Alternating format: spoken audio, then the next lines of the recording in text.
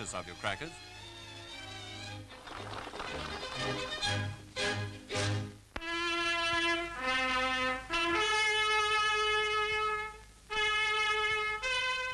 The Pope, who remained in the Vatican City during the hard-fought battle for Rome, granted an audience to Allied troops after the occupation and gave them his blessing.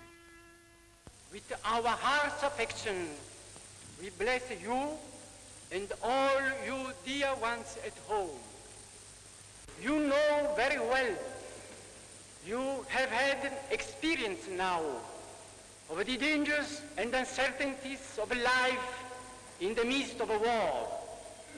Make one thing certain, that you keep always close to God. Every Christian will rejoice that the tide of war swept past Rome without violating the holy precincts. The brilliant strategy of General Alexander can be credited with no small share in this achievement, but the Nazis were prized out of Rome, and this is how they left it.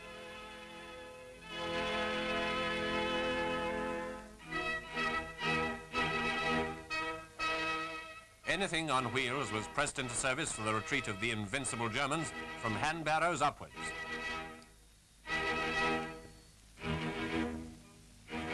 What mechanized units hadn't already left were loaded to capacity as they raced hell for leather out of the city.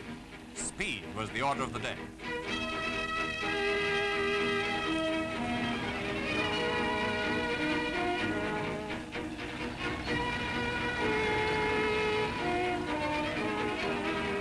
These pictures were taken by an Italian patriot. Evidently, the Germans were in far too much of a hurry to worry about stopping. Anyway, he was still taking pictures when the Fifth Army arrived.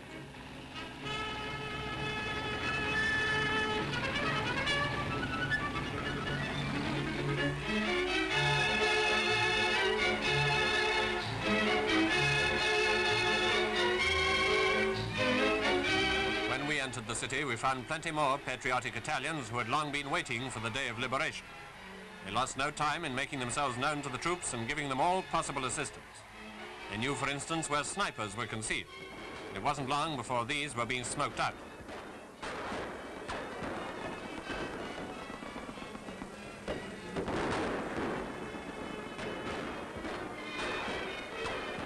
There was the usual evidence of German savagery. In the catacombs were hundreds of graves, the graves of massacred civilians. A simple notice tells the story of yet more Nazi bestiality.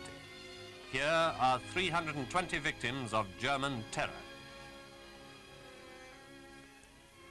But our armies didn't waste any time. They continued to chase Kesselring, who was retreating at a rate which even nowadays can be considered pretty good going. But as he got further northward, he slowed down, fighting strong rearguard actions in the hope of withdrawing his main force to the Gothic line. Here at Bucine, he fought back, shelling the road as we advanced.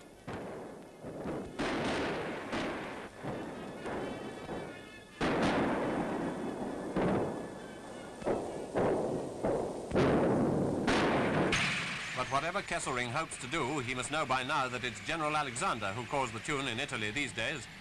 The Gothic line, like the Gustav and the Adolf Hitler lines, is there to be smashed open. And smashed open it will be. The 5th and the 8th will see to that.